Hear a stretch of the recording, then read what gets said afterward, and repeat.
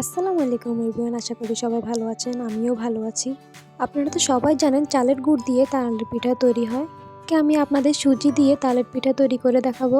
প্রথমে আমি একটি বাটিতে 1 কাপ সুজি, 1 কাপ নারিকেল, তারপরে ময়দা দিয়ে দেব 1 কাপ, হাফ কাপ বাদাম গুঁড়ো, 1 চামচ চিনি, পরিমাণ মতো লবণ, 1 কাপ পরিমাণ তাল দিয়ে দেব। তাল দিয়ে ভালোভাবে মেখে নেব। মেখে নেওয়ার পর আমি 10 মিনিট এগুলো রেস্টে রেখে দেব। অবশ্যই রেস্টে রেখে দিতে হবে।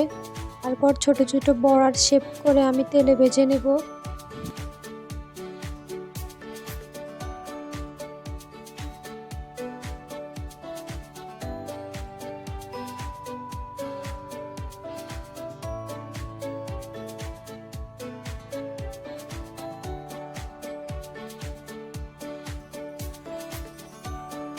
চুলার আঁচ হালকা দিয়ে বড়াগুলো ভাজতে হবে।